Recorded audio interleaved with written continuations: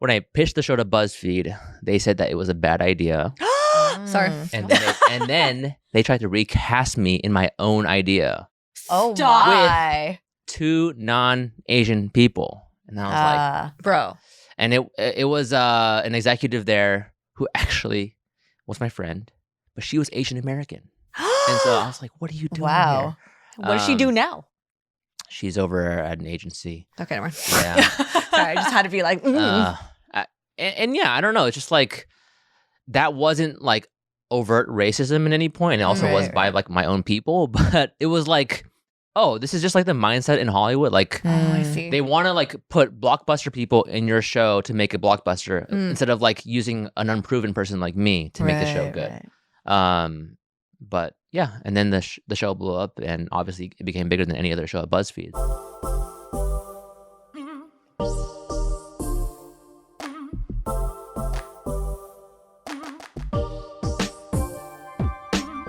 Hi, everyone. Before we get into today's episode, we wanted to take a moment to thank you for listening and watching. Whether you are an OG listener or someone who just recently discovered us, you are the reason we make the show and are able to keep it going. If you want to get to know us even better and have a more premium experience, you can sign up to become an ABG Bestie, which is where you'll get our new audio episodes ad-free, early access and special discounts on merch, special shoutouts from us at the end of our show, and a chance to connect with us through our Dear ABG series, which is like our big sister advice column. Check out the description notes of this episode for more details on how to sign up. But if you don't mind the ads and still want to tune in, all our episodes will continue to be available on all platforms.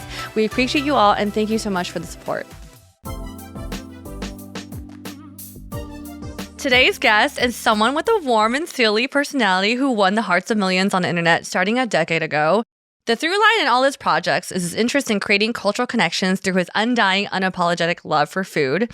This guest is also a dear friend of ours, a longtime listener of this podcast, and a proud advocate for the AAPI community. It's Stephen Lim.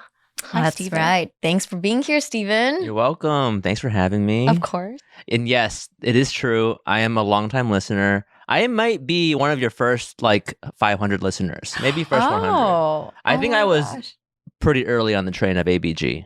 Question, how did you even find us? We were friends. Oh, yeah. Wait, okay, what is the definition of friends, though? Or how I think it's, it's funny. I just feel like we've known each other for so many years. It's been a little bit of a blur. Yeah. No, yeah. I remember when you guys were starting, and I met you probably through Phil and Helen. Yeah. Probably. Yeah. No, maybe through Jason, because you were at Jubilee. I was at Jubilee. Oh, okay. Slowly coming back to me. Yes. And then I remember you started the podcast. You were still at Jubilee? I started before Jubilee. Before the podcast. Oh, before Jubilee. Okay. So maybe I wasn't the first 500, but I was early on. Oh, and I knew Helen for a long time too.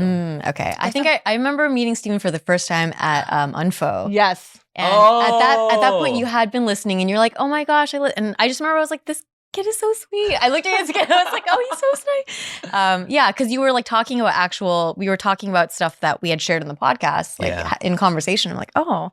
He was a legit fan because people say, "Oh, I'm a fan," and you're like, But they don't know what we talk about. exactly, Yeah. not real fan. Well, I followed your entire dating journey, Janet. So it's God. been a thrill to consume that kind of content. And I know it's at your expense, but it's been, I don't know what the word is, comforting. It's been like it's been great to like have somebody be real about their journey going through like, finding somebody new, going through the breakup, in that kind of limbo period, like even where you are right now, because you had, I don't know where I am. Where am I, Stephen? I just listened to the one where you shared the story about after your breakup and you guys are figuring out what to do. That's, I don't know. It's like, where else are you going to find that stuff from an Asian American perspective online? Oh. It's right here. Well, before we talk even more with Stephen, I do want to give a quick overview for any of our listeners out there or viewers who maybe don't know of his background. Stephen actually started his career at Procter & Gamble as a chemical engineer working on the Tide laundry pods. Do you remember the Tide laundry pods? That was right. Does that feel like a lifetime ago now? I don't remember any aspect of that. You just like all. black out the whole. It's completely before gone. your life. People are like, "Oh, can you help me with the chemistry of this?" I'm like, I have no idea. No idea anymore. Like, I'm pretty sure anybody else would be better at like solving those problems than me. But because you have, I mean, I'm sure there's so much in your mind now just stocked with like what you do now. It's such a different world, right? Yes. And so when you left that job, you went ahead and tried your luck on YouTube. And in 2014, your video, Asian Parents React to I Love You, hit 500,000 views in the first week. Yeah. And it also caught the attention of BuzzFeed. The rest, as they say, is history. From that point on, Steven went to create and co-host their biggest food show, Worth It, for 7 years. That's like a long time for a show. Yeah. You guys do your research. We do. It's so crazy to hear about my life in the third person. Third person? Yeah. Just sitting here. While being on the show that I watch. No, yeah, it feels like a lifetime ago. And I honestly can't believe it's been over a decade of making YouTube videos. That's crazy. That is crazy. I still remember the first thing we ever sold at ABG. Before our podcast became a business with ad revenue, we made a single t-shirt so that our listeners could feel connected with us, our brand, and each other through our very first item of merch. And who was there to help us make that happen? Shopify. Shopify is the global commerce platform that helps you sell at every stage of your business. If you're thinking of launching an online store and just starting out, or if you have an online shop and looking for a better platform, definitely check them out. Shopify helps you sell everywhere, from their all-in-one e-commerce platform to their in-person POS system. Wherever and whatever you're selling, Shopify has got you covered. They also have the internet's best converting checkout, 36% better on average compared to other leading commerce platforms. If you run an online shop, you know that getting people to move from browsers to buyers is an industry-wide struggle. From that first t-shirt all the way through to our now almost 30-item shop, Shopify has been with us from the beginning and continues to be a trusted partner to this day. They power 10% of all e-commerce in the US. And Shopify is the global force behind Allbirds, Rothy's, and Brooklinen, and millions of other entrepreneurs of every size across 175 countries, so you know you'll be in good company. Plus, Shopify's award-winning help is there to support your success every step of the way, because businesses that grow with Shopify. Sign up for a $1 per month trial period at shopify.com/ABG, all lowercase. Go to shopify.com/ABG now to grow your business, no matter what stage you're in. Shopify.com/ABG.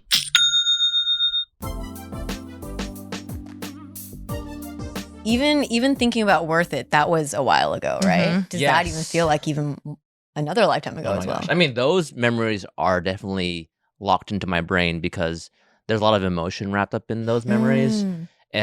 Positive, negative, highs and lows. Yeah. I mean, the first memory that comes to mind is like me at the office, 3 a.m. in the morning, editing, working on the show, like all week, all month, like just getting that show ready. But like also the joys of traveling and being able to be with your friends. Yeah. Going to places I never thought I would go to. That is crazy because I feel like, obviously I'm a fan. We're all fans of Worth It. For me, it was such a surreal moment to have my friends be like, oh my God, Steven Lim, oh my God, I love Worth It. Like I hear that so many times when I go back home to visit my friends. So I think it's just a testament, like you built such a great show. And the one thing I'll say about Worth It that I find really charming is that you guys talked about food in such a unpretentious way that felt really approachable. Thank you. Which I think it's how you are. And I know like Worth It and building that show and being at BuzzFeed was probably like long nights and a lot of hard work, but that really kind of led you to start your own company in 2020. That's right. Watcher Entertainment, a digital studio startup specializing in original unscripted content that allows the founders full creative control and ownership of their content. Watchers produce a number of shows and podcasts, including Steven shows, Homemade, Dish Granted, which I'm going to just plug myself. I've been on both. Thank you for the invite. And his new food show, Travel Season, which is the spiritual successor to Worth It and will include Andrew Ilnicki and Adam Bianchi. Oh my gosh. It's real. It's happening. We just said it out loud. Wait, it is now going to live permanently on the internet. We'll figure out when this show When is this episode coming out? I'm curious. In May. In May. Okay. By May. So yeah, we will have announced that by this point. That's crazy. But we haven't announced it yet. And so I'm hearing it for the first time. And it's like, whoa. And I've been working on it for like over a year now. Wow. Seriously? Yes. Yeah. Do you mind just giving a quick synopsis of what this show is going to be? Yeah. So Travel Season is the spiritual successor to Worth It. We reunite the gang, Adam and Andrew, who were the two buddies that I had over on Worth It at BuzzFeed. And we wanted to just do it our way. It's kind of like Taylor's version of, her old album. This is Steven, Adam, and Andrew's version of Worth It. Yeah. So we are still going to be trying foods at different price points at times, but also trying new stuff in different ways that we wanted to do, but couldn't do before. Mm-hmm. So we have an episode where we do try the most affordable and the most expensive fried chicken in Korea. But we also have episodes where we're going to be doing like late night drunk food. We're going to be doing spicy foods. We're going to have some countryside footage. It's kind of like the things that we want to do when we travel. Yeah. Okay. In one show. Because it's called travel season. Is it mostly food, or is it just be also activities and excursions, or just food? The A story is food and the B story is travel. Yeah. Oh, this sounds really exciting. I know it's kind of your dream to, not your dream. You do it. You travel and eat a lot. This is why I like your show. That's why whenever you invite me to your show. Whenever Steven's like, hey, Mel, do you want to be on? I was like, I feel like so flattered because it's like Steven's food shows are always like, I take so much comfort and enjoyment out of it. So I'm really excited for this new show. And I don't want to just be like a compliment factory here, but like the reason, like Mel, you are one of our favorite, if not our favorite guests to be on our shows because you also embody the perfect, non-pretentious, but food lover attitude that I think we try to disseminate. So yeah, you're incredible at that. You should do a food show. Do we want Mel to have a food show? Leave it in the comments. Does food work in the podcasting form? I don't know. Maybe ASMR stuff. ASMR. But, I don't know if like, even though I enjoy food, I feel like I'm not as creative with food. Or I could just be under Watcher. Just kidding. It should be under ABG, but just saying. I was like, okay, you almost offered us the IP. I was like, oh, I'll take it. And then you was like, okay. And I'm like, wait, I have my own. Your own media company. I know. So for listeners who know you as the guy who hosted Worth It, your background may come as a bit of a surprise. Honestly, when I heard chemical engineering, I was like, what? Like, I forgot about that in your background. Yeah. So I'm pretty sure if I'm surprised, others are surprised as well. So how did a guy from Ohio who majored in chemical engineering become a digital creator, show host, and producer, or perhaps more importantly, why? Yeah. The story of how that happened is out there. I quit my job, worked at a restaurant in the evenings to support my day job, which was being a YouTuber. I was inspired by people like Wong Fu, Kev Jumba, AJ Raphael, all of those. Yeah, I guess like for me, I kind of, well, first of all, like I'm very spiritual in the sense that I'm a Christian. And so part of my identity and why I did it is because I felt like God was calling me to that path. Yeah. But secondarily, like I felt like as a kid growing up in the Midwest, Asian American, I didn't have those role models who understood what it was like to be like that. Like most of these kids that were Asian on YouTube were like in predominantly Asian areas. Yep. And so I wanted to represent that side of the coin. And so, yeah, I just felt like this was my calling. I went for it. And then I got lucky in many ways. I joined the Jubilee Project Fellowship, which shout out to Jason. Gosh. Forgot about that. That was like my first foray into like learning about what other YouTubers do. I was on a show called Internet Icon, which is my gosh. Ryan Higa's YouTube American Idol-esque show. Yeah. And then I just started making videos once a week until they blew up, and then I went to Buzzfeed. Dang. Yeah. Sorry, I just think it's such a testament to like how much grind you put into this. Like this wasn't like an overnight thing for you. And I didn't know you worked at a restaurant at night. I was a server for 2.5 years. What restaurant, if you don't mind me asking? Royal Ginger. They shut down. Aww. They were in Columbus, Ohio. Served sushi and Chinese food. Nice. Very interesting combination. But that also, I think service work is that helped teach me a lot about service work too. For sure. Yeah. We know there are things in life you have to compromise. For me, we had to go with a 1-bedroom apartment instead of 2 because it's in our budget. Or maybe we don't go to that event because we have an early morning the next day. Whatever it is, life is full of compromises, right? Wrong. When it comes to my health, this is where I don't compromise. Don't go to that doctor that cancels on you twice because they are closely located to you, or don't go to the doctor that is located in a sketchy plaza. Trust me, I've been there. I get that it's hard to find a good doctor that you trust and fits with your schedule. If you're having trouble finding your next primary care physician or whatever, check out ZocDoc. ZocDoc is a free app and website where you can search and compare highly rated in-network doctors near you and instantly book appointments with them online. The typical wait time to see a doctor on ZocDoc is between 24 to 72 hours. So quick. I'm personally changing up my insurance plan, and once I finalize my new plan, I will use ZocDoc to try and find my next primary care doctor. Go to ZocDoc.com/ABG and download the ZocDoc app for free. Then find and book a top-rated doctor today. That's ZocDoc.com/ABG. ZocDoc.com/ABG. Well, let's talk about growing up in Ohio. What what was that like? What was your sense of feeling of community and belonging before? Yeah. I think there were times when I felt like I had a strong community because there was like a church with Chinese people that was there. But there were times when I felt very alone, which was like at school or even like, you go to the grocery store or just like at a random place. Usually it's one Asian kid in a sea of non-Asian faces. Yeah. And I think I just really wish I had a role model that could have helped me, because so much of it was internalized. I think I expected people to be racist toward me, which was like a self-fulfilling prophecy. And I think if I had just been more open-minded to people, then I would have probably had a better experience. I see. But I didn't have anybody to teach me that. My parents were immigrants from Malaysia. They didn't know what it was like. And like, I remember when I was in like in 8th grade, we moved schools to Ohio from Alabama. And I was at the bus stop on the first day. And there was like a pretty blonde girl that was sitting there at the bus stop. And I was such a jerk. I literally went to the bus stop. She says hi. And I was like, oh, she's just saying hi because she's being nice. Which is like, I don't know why I thought that. But then I kept walking. So then I walked to the next bus stop because I didn't want to talk to her. And I did that like every day for the first week. And I was like, I don't know. It's in your head. It's in my head. Yeah. Yeah. I relate to that. Yeah. Where did you grow up?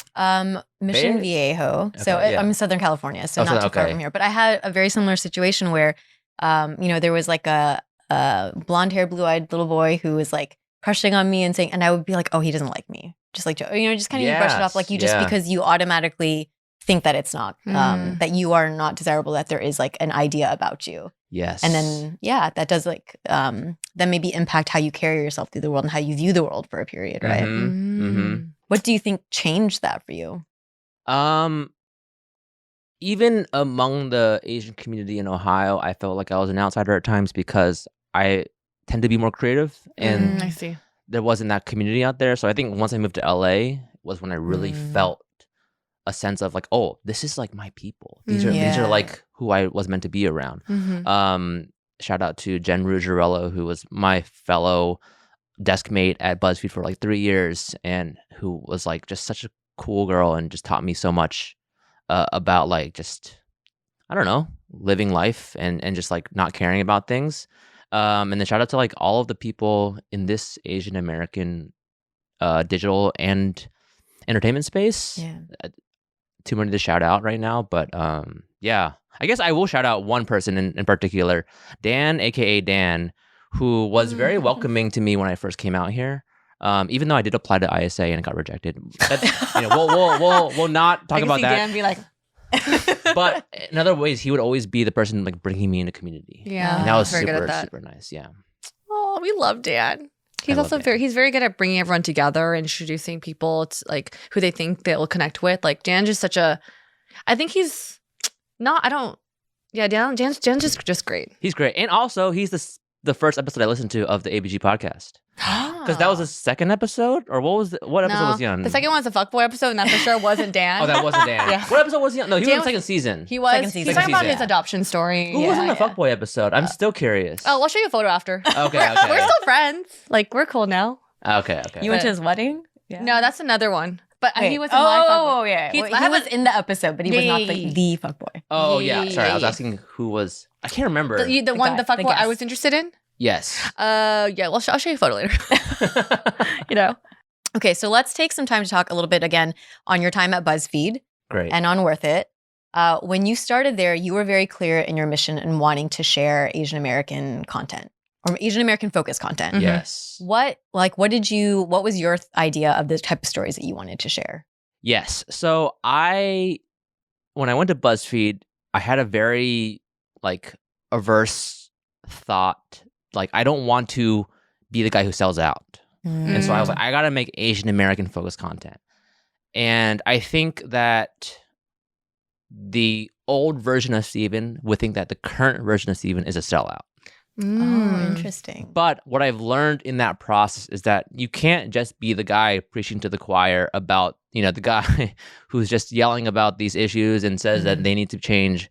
Part of it too is like extending olive branches to people and like meeting them where they're at. And for me, I'm not a food person at all, or I wasn't a food person when I started the show, but food was the best vehicle for me to talk about identity, upbringing, my upbringing, and then also other like countries as well. So that's why I started to make food content, was because it was just an easy way to talk about me being Asian American without seeming like I'm just the guy who talks about being Asian American. Yeah. That's a great, that is, when you say extending it like an olive branch, food is one of those things where it is so ingrained in culture, but it's not exclusive, right? And it can be very inclusive, but also very specific. For sure. So I love that he identified that. For me, my vehicle of telling the Asian American experience story is through food. And also, like, I don't know, I just think it's cool because you just found your way, Mm-hmm. I had to go back to Worth It because it's such a great show. No, I know. I feel like you get asked. Do you get asked a lot about Worth It? Not as much anymore, because I haven't thought about it in a while. But it's like cool to. I don't know. I feel like I'm like Harry Styles being asked about One Direction. You know what? It's great. Yes. It's like, I love viewing it that way, but because I still have friends that again still rewatch your shows on Worth It. Describe how did the idea for the show even come about? Yes. Well, long version of the short version. There's just so many. I'll give you the abbreviated version. Okay. Basically, one of the pillars at BuzzFeed was to iterate your content, make something. Don't worry about it being bad, and just like keep growing from there. Which I think helped me grow a lot as a creative because I was very perfectionist minded. Anyway, so I started and I made a food show called Feast with Hunger Squad, where we would try different foods at different places, but we would like go to a taco restaurant and they'd be like, "Hey, where do you like to eat tacos?" And then they would tell us the next one. They go next one. Oh, okay. And it was a fun concept, but it was kind of confusing to explain to people. Like even right now, I'm kind of fumbling over it, and like you can't explain that in like a title or a thumbnail. And also, it's hard to produce because you don't know where you're going next. Oh yeah. So like, then like you just show up and you're like, "You guys okay if we film here?" Like we heard you guys were good. So then me iterating on that show was, okay, what can I do better? How can I produce this, and how can I make it more easy to explain? Yeah. And also something that's like more interesting. And for me, like I kind of have a raccoon palate a little bit. Like I'll eat anything. I don't care if it tastes good or bad. I like everything that I eat usually. I've never heard of that term, raccoon palate. Yeah, maybe. Yeah, they eat like a raccoon, right? Yeah, we'll eat garbage. Us raccoons. But no, and then I just through that iteration process came up with this idea, and then wanted to make it more of a fleshed out show. I mean, the interesting part of that story is, I actually, when I pitched the show to BuzzFeed, they said that it was a bad idea. Sorry. And then they tried to recast me in my own idea. Oh my! With 2 non-Asian people, and I was like, bro. And it was an executive there who actually was my friend, but she was Asian American, and so I was like, "What are you doing here?" What does she do now? She's over at an agency. Okay, never mind. Yeah. Sorry, I just had to be like, and yeah, I don't know. It's just like that wasn't like overt racism at any point. And it also was by like my own people, but it was like, oh, this is just like the mindset in Hollywood. Like they want to like put blockbuster people in your show to make a blockbuster instead of like using an unproven person like me to make the show good. Right. But yeah, and then the show blew up, and obviously it became bigger than any other show at BuzzFeed. I love the idea and the concept of price differences, because I think if you're growing up in an Asian household, you're always like, oh, how much that cost? Yeah. Like, oh yeah, well, that's not worth the price. Like that's it is kind of ingrained in our culture identity to talk about like money. For sure. So no, whenever I go back to Malaysia, they're always like, yeah, when we saw the show, we'd like, that's a Malaysian came up with that idea. And they're like, yeah, this is what we talk about only. Like all the time. This is what we talk about. How much does this cost? So. Yeah. When I moved to New York, I knew I needed to revamp my wardrobe to fit my new lifestyle. There are actually seasons here, so I have to find clothing that are versatile for whatever the weather throws at me. Thankfully, I found amazing t-shirts from Skims that make me feel confident, comfortable, and chic. Whether I'm heading out for a spontaneous walk or meeting up with friends, I'm always dressed for the occasion. I usually prefer cotton t-shirts, but the ones I have felt too stiff and a bit boxy. To be honest, I don't really feel super feminine and sexy in them. That's not the case with my Skims cotton jersey t-shirt. It's form-fitting and perfect to wear with my trousers or a cute skirt. I can always rely on the shirt to keep me looking put together no matter what comes up. Even when I'm riding a bike to meet friends, this t-shirt moves with me, and I still feel cute when I arrive. Shop the Skims t-shirt shop at skims.com, now available in sizes XXS through 4X. If you haven't yet, be sure to let them know we sent you. After you place your order, select podcast in the survey and select our show in the drop-down menu that follows. Concept was very strong, but also we know that what makes a show work well is also the chemistry that you have with your co-hosts, right? And you co-hosted that show with Andrew. So I'm curious, how did you meet Andrew? How did all of that come about? And how would you describe, why do you think your dynamic and your pairing work so well? This is a good point for me to say that I feel comfortable talking about myself for so long. So I'm also going to ask a question after I answer my question. Is that okay? Is this allowed on the ABG podcast? I mean, Steven's also a podcaster and host. It makes sense. Oh, yes. Go subscribe to Watch Your Podcasts on YouTube and Apple, Spotify, wherever you listen. Anyway, yeah. So I met Andrew. So originally my co-host was actually Keith Habersberger from the Try Guys. Okay, yeah. And he was just my mentor at Buzzfeed. And so he taught me a lot of things. And I wanted to bring him on the show. He got busy because the Try Guys blew up, obviously. And I was looking for the next person to help me out. It wasn't even a show at this point. But I had met Andrew through my previous show, the traveling taco one. Yeah. Yeah. Sorry. No, and then and like I also knew that him and Adam Bianchi, so those two guys have a deep love for food that I admired, and a deep knowledge for food that I admired. They also knew how to film food and make it look really beautiful. And so I was like, oh, maybe I could just ask them to like come and help me with this one episode. Brought them along for the episode, and then once it came out, all the comments were like, wow, you guys have like the perfect chemistry. Like, this is like amazing. This is hilarious. Like, you guys should keep doing what you're doing. And then that was the encouragement that gave us like the ability to solidify that crew. But like outside of work, we didn't really hang out very often. I didn't know him that well. Obviously now we work together, and we've worked together for 8 years, and we know each other pretty well. But yeah, I don't know. It kind of worked out too, because like looking back, it was a weird thing where like, thankfully I have values aligned, but I didn't think about that. And I'm like, wow, if I chose the wrong person, this could have went down a really bad path. Yeah. So I got really lucky, and he's like an incredible person, and like just the most intelligent human being I know. Both of them. Adam is a genius in his own right, and yeah, I don't understand him at all. Okay. Okay, my question for you. Oh, what's up? So the chemistry, the way I read ABG's chemistry is like you have. This is gonna sound really stereotypical. Can you call me a raccoon or something? Just kidding. But like, Mel was like the random fun one.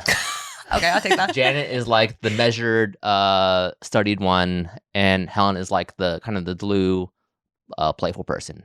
Do you say the glue? Yeah. Like the glue to the show.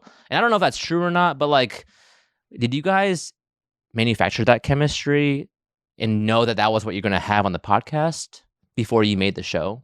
I would say no. No. Also, is my descriptions wrong? I think there's, on a surface level, we hit very different archetypes, and that some people would describe that way. But I think if you like, the more you get under the surface of how we work and how we are as friends, there's a lot of shifting of like all three of those like characteristics are covered, but they shift in different periods. Different periods. Yeah, people will play different roles. But what stuck out to me is when you described with Andrew, like you're like, this is not something that I didn't seek, like, oh, this is what I'm looking for a co-host, and then let me find that person, right? I think that's what happened with us too. It was very kind of like natural. We were all friends that like worked corporate. We worked corporate. And honestly, that was the thing that we kind of connected with the most, because our social circle were people who were often in like media and like new media. So they were working for themselves. Yeah. And we're like, we work for other people, and we work in like more, like a structured setting in a corporate environment. But had, I don't know, I guess it was like, we liked to have fun together. And then we also related on like serious things that we were working through with like careers because of the nature of that. I will say nothing was planned. Like, it was like, oh, we just listen to podcasts because you work corporate, and that's the only medium we could actually like, listen to, because I can't watch YouTube videos at work or I'll get in trouble. I will say, when we started taking it seriously though, we would do exercises where we sat down and tried to think about like what are your interests in your brand kind of a little bit, right? But in the beginning, none of it was, it was just very, let's let's see if this works. The funny thing is, what bonded us, it's not only because of corporate, but we actually just partied a lot together. You kind of, you know what I mean? So I think sometimes when you party a lot, that personality is actually the same, but it's through the podcast and through like 36 questions to fall in love and these other type of like topics that we're like, oh, like you do it that way. Oh, you're like this. And our approaches are a little bit different. Yeah. So I think just naturally through the podcast, oddly enough, we got closer, but also like we're able to, I guess, see everyone's personality just kind of come out. Yeah. We're just the same with Worth It, right? I was curious because as we try to like expand Watcher, bring on more talent, it's very hard to develop chemistry naturally. And a lot of it, what I see is like, it is so random. Like Ryan and Shane, my partners in my company, their dynamic is incredible. Yeah. They're hilarious. And I don't know, like it was also kind of random. Like we were on the same team together. Actually, Shane wasn't even the original host of the show either. He got moved in when the original host was like, I don't want to do this anymore. And so like, I'm curious. And it's also just funny because like, I feel like every friend group has had that conversation at a club or a party. It's like, hey, let's start a podcast together. And like, you guys actually did it. Drunkenly, probably. Yeah. No, the first time we tried to do it, it was a weekend, and I think it was like 5 hours that we met at I think it was like the Wong Fu's old office. Yeah, old Wong Fu office. We're like, get some bottles of wine. This will be fun, whatever. And we tried. We're like, oh no, this is not easy. And it actually, and it was an intentional having to schedule another meetup and another meetup to try to do it, because like so many times along the way, it could have just been like, that's a fun idea, but that's really hard to do. I hope we don't. I'm so photos. I have photos like wine stained teeth. I was like, this is so embarrassing. That would be amazing to listen to the unreleased version of the very first episode. Phil might have it. That's great. Because I think he used to edit the text Phil for that clip right away. Dang. But you know what? You bring up a good point with chemistry. I think as you're talking about it, like it's hard to create. You know, like that type of that. Yeah. I guess you could call it. That's the magic sauce for everyone's project, right? So. Wait, I have one more question. Sorry. Was it one person who was the most resistant to doing the podcast? Resistant, like not wanting to? Like you had to be dragged along, kind of. Oh. Like in the early days, like, you know, it's a big risk. It's a massive risk to start your own media company. You're already getting, you guys are well on in your careers. Like. Well, we didn't think of it as, we were doing it as like a passion project. So it's like, we're doing this at work, and then on weekends we would be like, let's try this out. I see. And then eventually when we released it and there were listeners, then it just became after work hours. And that was it was a hard thing to juggle, but I think the moment you already start having a community, there is a sense of like wanting to keep it going, right? So that's cool. Yeah. Cool. Good questions. No, great questions. Do you know what the secret is to keep a baby's skin healthy? The secret is a diaper that doesn't leave skin wet. You've heard me talk about Pampers Swaddlers on our podcast many, many times now, and that's because Pampers Swaddlers is the diaper for healthy baby skin. Pampers Swaddlers absorbs wetness better than the leading value brand and provides up to 100% leak-proof skin protection and up to 0% skin irritation. And if you're a fan of Pampers, you've got to check out their new Pampers Free and Gentle wipes, which clean better than Huggies Natural Care and are 5 times stronger, so they resist tearing during a diaper change. With Free and Gentle, mess meets its match. And if you're like me and you love saving and getting rewarded for something you gotta buy anyway, like diapers, don't forget to download the Pampers Club app today and earn Pampers Cash. You can redeem your Pampers Cash for exclusive Pampers coupon savings and rewards. Try Swaddlers with new Pampers Free and Gentle wipes for healthy baby skin. For trusted protection, trust Pampers, the #1 pediatrician recommended brand. Also curious for you, because eventually working with Andrew and Worth It, you both decided that the show had run its course. Yes. What was that decision-making process like? It's tough. I had already left Buzzfeed for a few years. I was already working on Watcher. But I think there are 2 main components that led to this decision.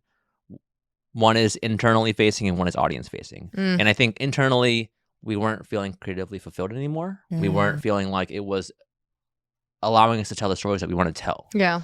And then externally, we felt like the price point comparison show had run its course, at least in the zeitgeist. It felt like it was really cool early on, but then as people have become more sensitive to the economy, to pricing, it became like, oh, if we just do this show forever, it's going to seem like all we care about is money, or like we're just trying to find the next high, which is not actually what we're most interested in food. We like wanted, like the reason why the show exists is so we can tell these stories of these amazing dishes and the families who make them. Right.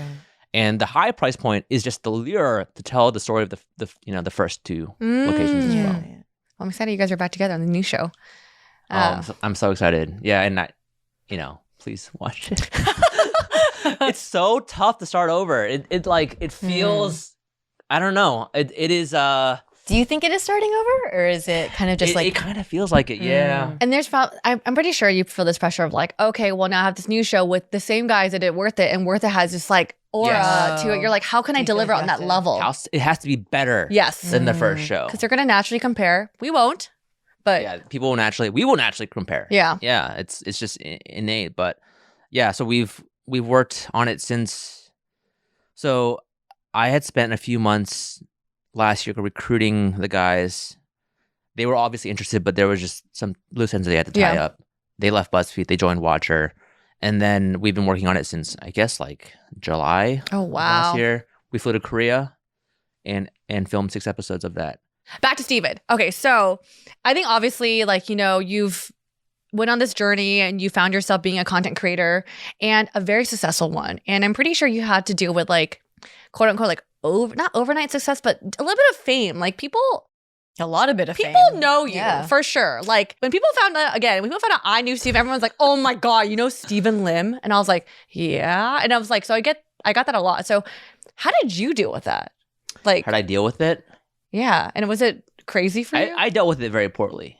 Really? When I first started to receive attention, I don't even know if I don't like calling it fame, even though it is that. And this is part of me still feeling like I don't deal with it very well. But when I first started dealing with it, I would get people randomly coming up to me saying, oh, I love your show, blah, blah, blah. And I'd be like, oh, like, go away from me. You're a stranger. I don't know who you are. You like, said that? In my head. Sorry, in my head. But I'm like, oh, thanks. Okay, bye. Like, I would just like be very awkward.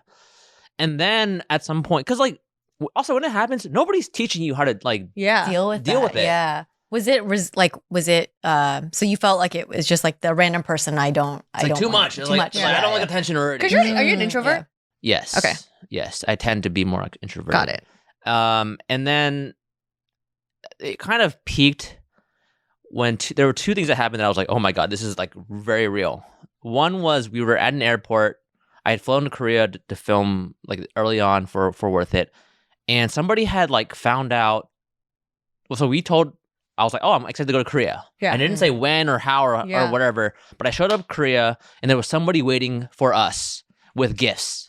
Wow. And I was like, oh my God, freaked out. Mel's like, oh my God. So sweet. Like, what? But also it was like that, like, whoa, this is so cool. Yeah. They like brought us like snacks and like some gifts from Korea. I was like, oh, this is like kind of cool. And then the second time was like I was at a restaurant filming in Australia. I took a photo of us like and posted on my story. Didn't have the location, didn't have any but somebody detectived their way to figure out where we were and took a 1-hour train ride to get to where we were to say hi. Oh and so like gosh. These two, like this started happening more and I was like, oh, this is like a real thing. And I wish I had appreciated that more, to be honest. Because our fans, I've not had a fan that like really creeped me out at all. Honestly, mine are very chill. Yeah, really good fans. They're good fans, and they're not like emailing me to get a date with me because they knew that is a reference to ABG episode. One person here. Yeah. So would you say though, like that moment in Korea and Australia was like the moment you realized, like, oh shoot, like I'm a public figure? It was like those 2 moments, right? Those were like the main first 2 moments when I realized it. Damn. Yeah. Was it? Oh, I'm a public figure, or was it? Whoa, people really like. Resonate with me in some way? Or is it also third, like I'm afraid for my safety a little bit? I was afraid for my safety, but I shouldn't have been. And then, but yeah, I think it was more of like, oh, like people care about what I'm doing. Yeah. And when I flipped that switch in my head, I was like, oh, this is like actually super dope. These are the people who allow me to do what I do. This is why I got into it. And I could even put myself in their shoes. Like, oh, if I was them, like I would be excited to meet Philip Wang, and I was, and then now I'm like, there's that grumpy guy. I'm just kidding. I don't know. That's hilarious. You and your co-founders, Ryan Vergara and Shane Madej, launched Watcher Entertainment in January 2020, right before the pandemic flipped the world upside down. What was it like to navigate that unprecedented time as a business that was just getting started? Because we had our own journey with that as well. Yeah, I'll keep it relatively short, but don't start a business in a pandemic is what I would say. Solid Which advice. everyone here did. But just makes things tough. Yeah. It wasn't easy, but I guess the good news is if you can survive it, then that allows you to be that much stronger. So our Yes. team, You have a is great team. unbelievable. Oh yeah, I love Watcher's team. They're so, I don't know. It's just like I always had a really great experience with everyone that you've, I don't know, selected for your team. They're just so talented you. and nice. But actually, you know what? I don't think I ever asked you this, or if I did, I forgot. But how did you and Ryan and Shane get together to start Watcher? Because I think maybe like I didn't see that coming. So I was just curious. yeah. I mean, we all have different stories. So I might not be the best accurate storyteller here, but for me, I had always wanted to, like, I started off starting my own channel. And that's how BuzzFeed found me. So my plan was never to stay there. It was originally to like go and learn from BuzzFeed and then go back to my channel. So I'd always had this entrepreneurial mindset. And then I was like, oh, maybe I should do it with a friend. I'd ask Ryan maybe like once a year for many years. And he was like, I'm good. And then at some point there was a tipping point where we were both like, we can't be here anymore. This is just not a good place for us. Let's leave. And then he was like, let's bring Shane. So then we asked Shane and he was like, yeah, I'm this seems like a good time to go. So, yeah, it's pretty simple. And of the three of us, Shane was the hardest kind of to pull out because maybe Ryan too, because we all liked working at BuzzFeed and the stability of that and being able to create. But we kind of saw the writing on the wall, so we just decided we gotta go do our thing. I guess founder to founder. I think this, as someone who does a media company, like ABG is also a media company, I think some people just see the end result, the product. Here's our show, here's our episode, whatever. But they don't recognize like there's a lot of stuff that goes on behind the scenes that we take on different roles that we don't allow the camera to see because it's kind of like, it's just internal stuff that you don't have to see. But that stuff does weigh heavily, especially you're thinking about the well-being of your team. Like, For sure. Can I make sure everyone's taken care of? I was brought back to an episode where you guys talk about like who would be the CEO of ABG, and you were like, I think you guys both voted Helen. Is that correct? And then she was like, oh, I didn't think it was going to be me. And the way that we did it was you guys have a CEO? We were co-CEOs at first. And then I became CEO because they were like, I don't want to do this. But I actually think one way that could have been better is if we hired a operations person to be the person between us and the team to help like make things run smoothly, and then we still maintain the co-CEO role. That's what I kind of looking back think could have been better. Yeah, actually, this is great insight for us to have. And I might want to do that, in the future, because I feel like the business side, like CEO, you think of them as like they're driving the business, they're driving things forward creatively, whatever. And I still think Ryan and Shane are my partners in that. It's just that I have taken on a lot of the ops stuff. And that's where I've been burned out. So That's true. I still want their input. I think their input is valuable, but there's no real good place to put them in the tree, right? Like, it's, I don't know. Wow, sorry, that was just sitting on that for a sec. But I do want to talk about, like, again, right now you are taking on so much. And on top of that, you're also a husband to our beautiful friend Tammy. Hi, Tammy. Hi, Tammy. Yeah. Hi, Tammy.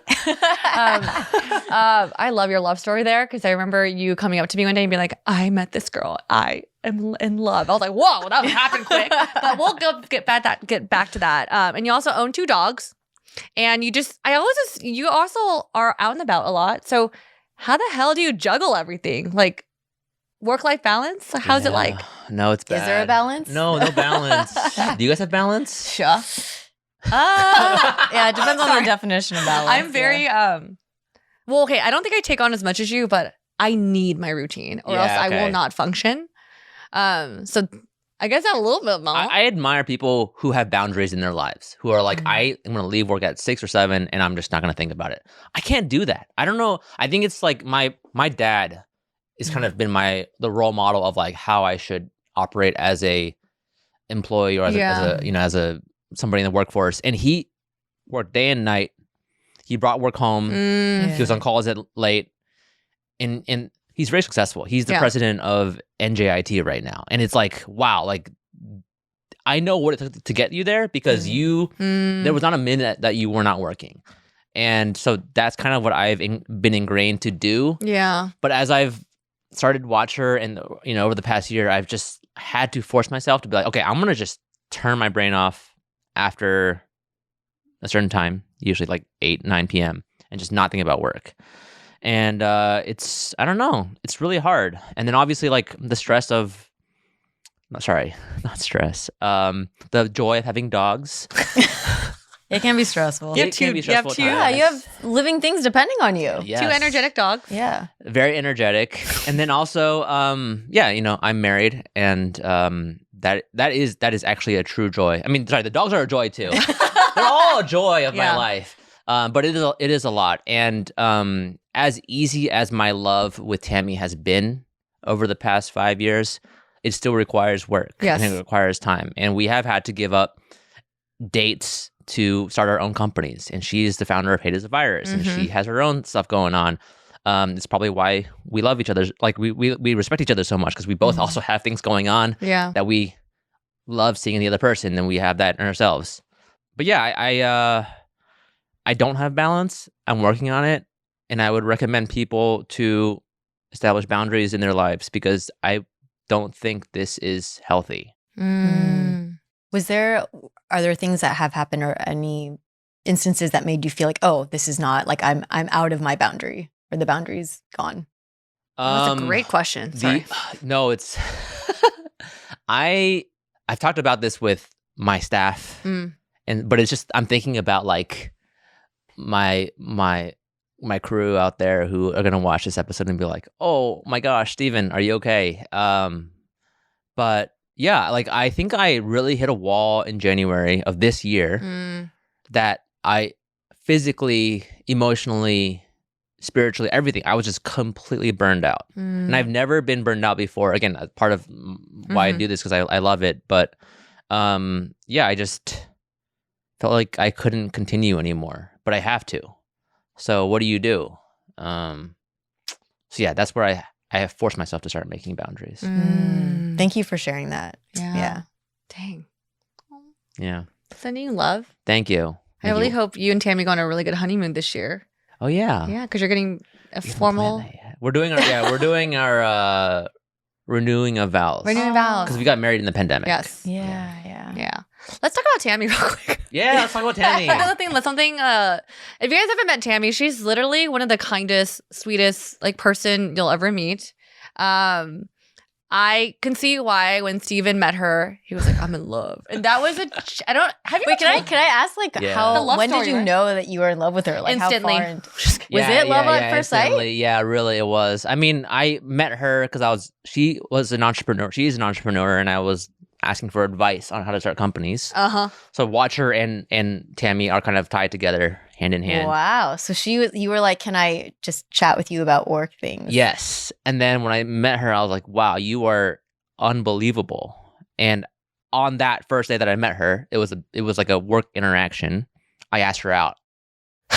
Wait, were you like, can you go out me? Was it kind of like that? Like, I can't help it because I'm so into you? Or you're more like, dude, this girl, was it planned? It was not planned at all. Okay. I just thought she was beautiful, and her personality was incredible, and we had somewhat of the same values. And as I was getting to know her just from this conversation, I was like, hey, by the way, I don't ever do that. Like, I don't ask people out the first time I meet them. That's not a thing. But she thought, oh, this is just a fuckboy who's like, just doing playing a move. So she was like, a little bit. Which, to be fair, it is kind of weird to be doing that. But I wanted to be straightforward. I was like, hey, I like you. Can I take you on a date?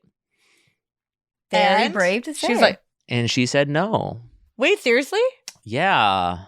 Did she give you a reason? Yes. So she had just kind of gone through the dating apps and was not having a good time. So she's like, I'm just gonna take a break from dating for a bit.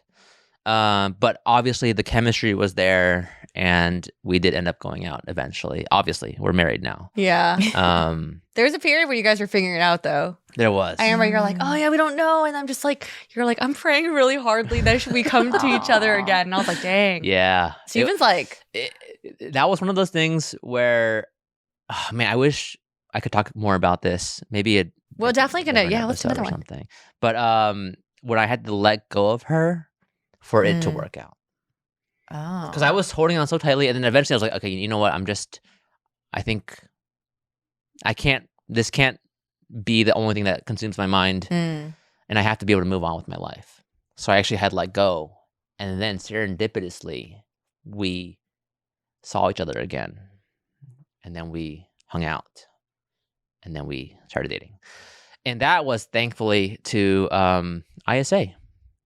Oh. We met at we re-met at an ISA concert.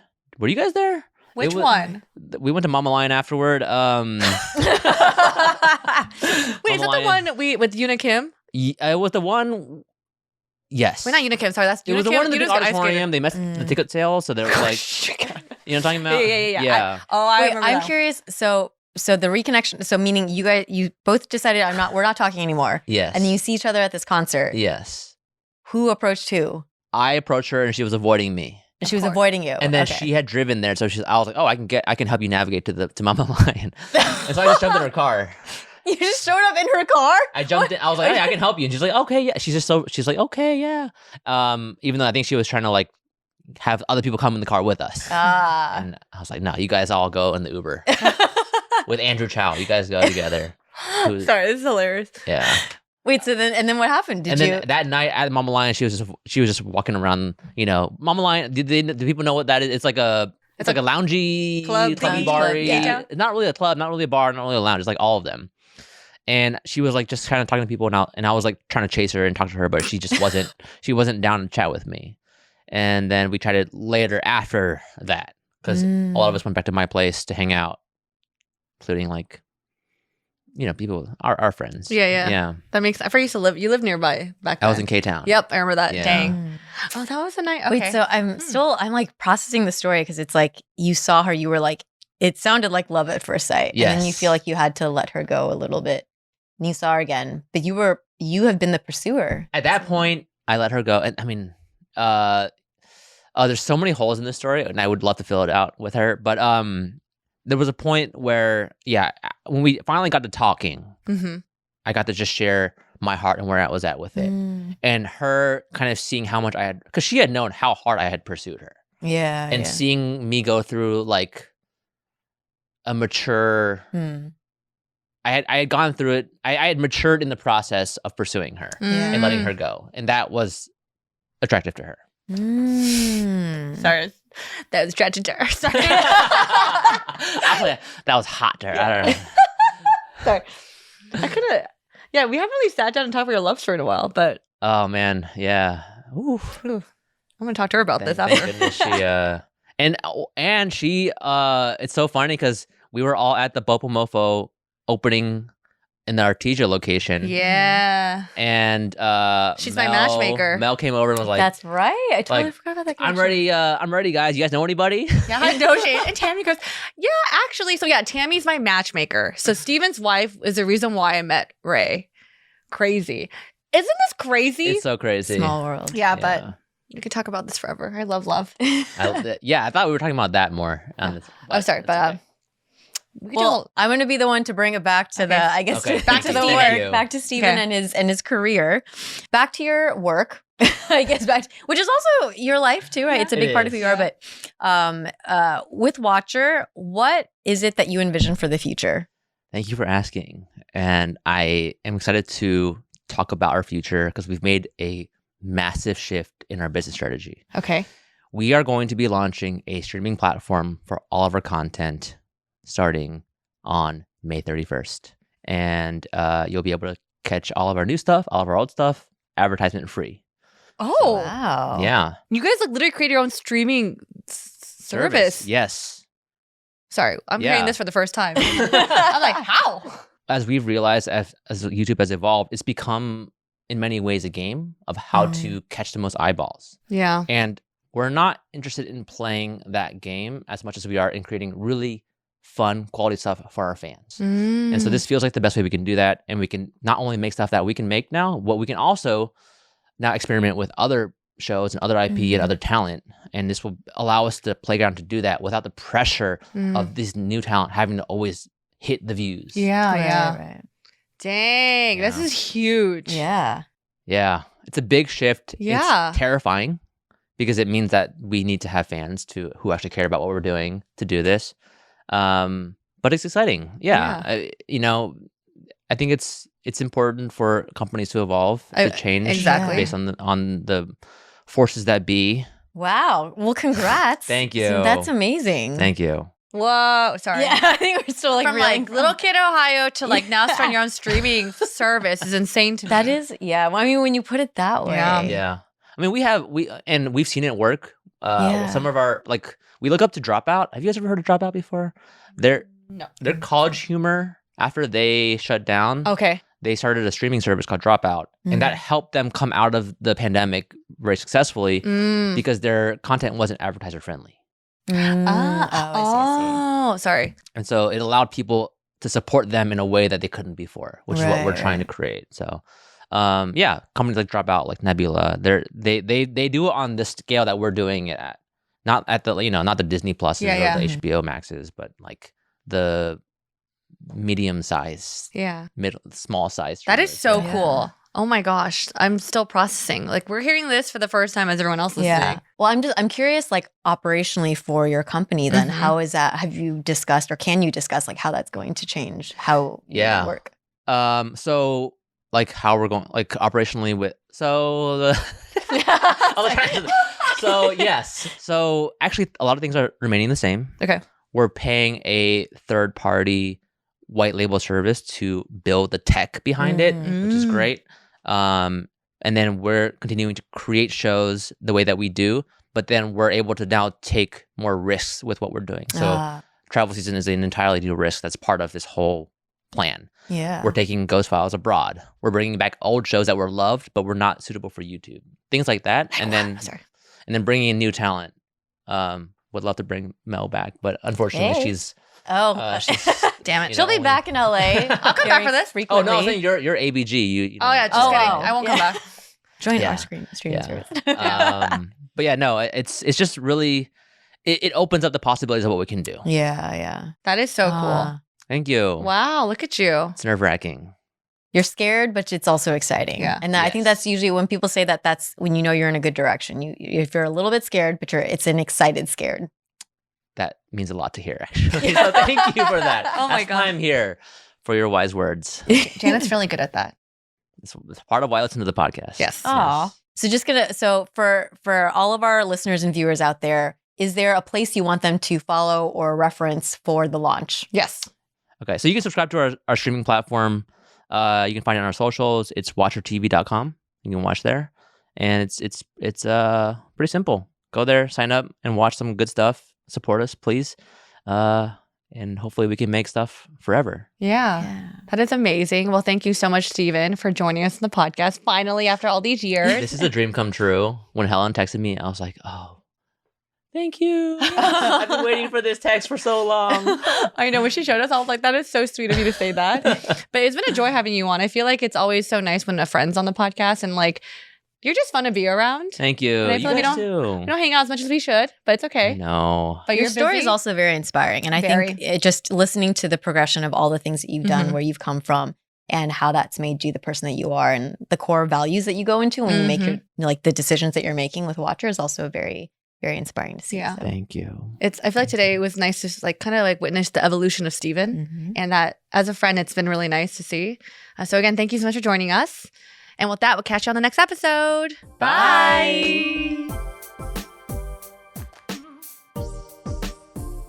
Before we wrap up, a reminder that you can access a more premium experience of this show by becoming an ABG bestie, where you'll get our new audio episodes ad-free, discounts and early access to merch, special shout-outs at the end of our shows, and we're bringing back Dear ABG, our monthly personal AMA sessions. You all are the reason why we make the show and are able to keep it going. If you want to support us more and connect with us further, you can check out the description notes for how to sign up.